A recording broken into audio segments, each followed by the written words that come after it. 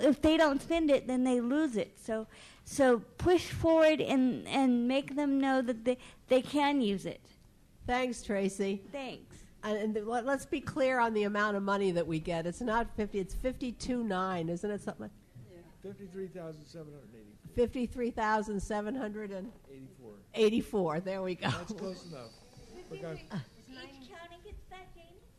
Every county gets the same amount of money. That's right. Except the tri-counties, they get one group. Okay. Okay, let's go on to the next item. Active involvement with the IHSS Coalition. Sandy, do you have a? Yes. I skipped Shirley. Oh, sorry. Need a bike? Oh, active involvement in education and advocacy for advisory boards, advisory committees, governing board members. Okay, can you hear me? Okay, I was trying to think of what to say about this, and I think the best thing is just my personal experience. I'm from Memphis, Tennessee originally, and my daughter Tiffany was born there. And when she was just a couple of years old, I really thought we needed to leave there because I didn't feel like her chance of getting a decent education was going to be good. And knowing California was very progressive, I thought this is where I wanted to come. And never in a million years did I think I would be part of this active movement. I'm just very, very happy to know that I've participated with this. And this morning when Liz said something about telling your story and that it was embarrassing, I really could relate to that because I could remember thinking that if I told my story, I felt like I was whining, and I also didn't want my daughter to feel like she was a burden. So it was always kind of difficult to know how to help without putting that on her or feeling bad myself about it. But what I've found is we do share our story, but a lot of times just seeing Tiffany and I together and seeing us interact and do things kind of tells the story. But I really urge you all to get involved, and I think you probably are. I think all the people here are. The way I started out was when my daughter started school, I got pissed.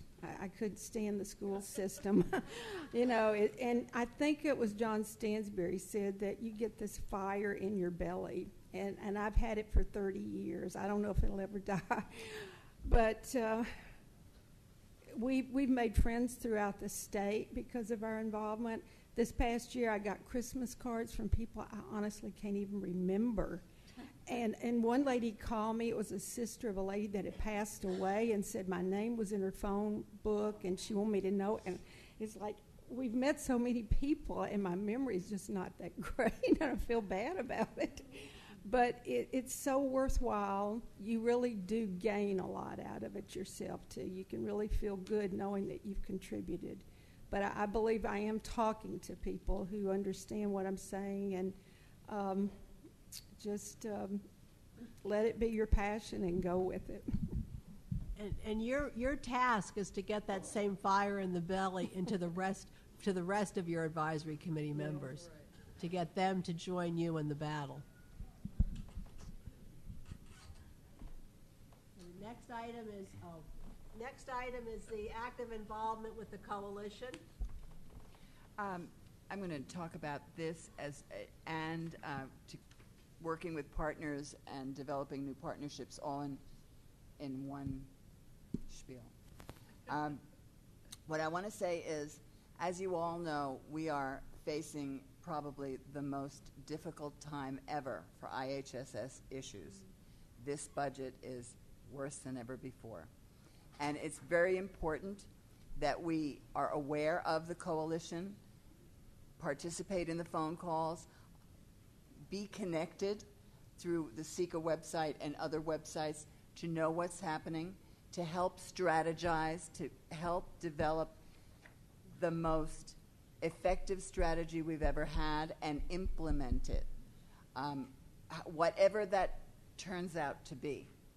We're trying to brainstorm to come up with how we are going to deal with this year's budget. And we need your input, we need your activities, your support, whatever it turns out to be, whether it's more stories, whether it's stories in person, whether it's talking to the press, whether it's telling your story on videotape and sharing it, whether it's writing letters, whatever it's determined will be the most effective strategy to keep this program going and not let it go under. Because in-home supportive services is what makes the difference in my life. If it weren't for IHSS, I'd be in yet another nursing home. It's what allows me not only to live in my own home, but to feel that I have a reason to live, that I'm being effective. And all of you inspire me. And we have to go out and inspire other people, both providers as well as consumers, to know that we have a voice that needs to be heard, and we need to help ourselves. We need to express ourselves and empower ourselves.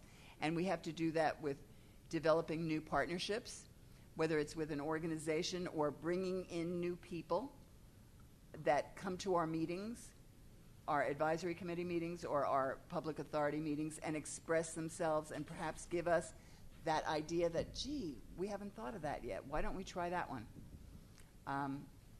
And I'm feeling very positive about this year. And it all will come from you. Thanks. The last thing I have on future is incorporate input from regional meetings and county advisory committee input. And that's, Shirley, if you don't mind, I'm just going to go right on. That just means that the information that CICA gets from the regional meetings that you have will be fed back to us from your regional vice presidents, and also any input that you get, that we get from you, and we want your input on those calls.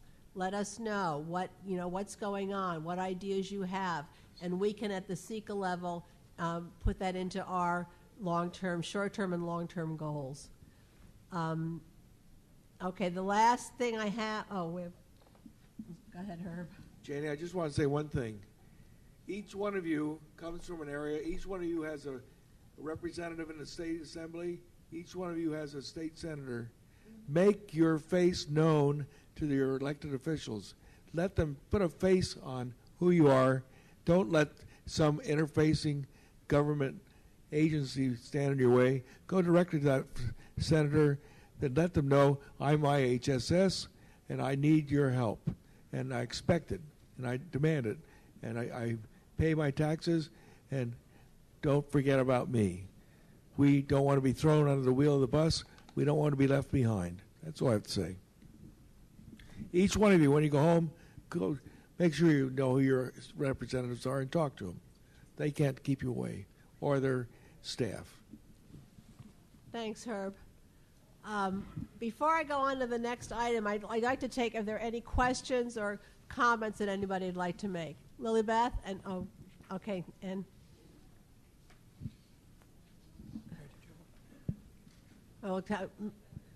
Lily Beth is right behind in the checkered coat. You can go ahead, take Mary first. Okay. Actually, I just want to act like a cheerleader for you guys. And what I want to say is we've never seen it as bad as we see it right now. And there's no room for anybody on the sidelines. It's time to get off your little tush.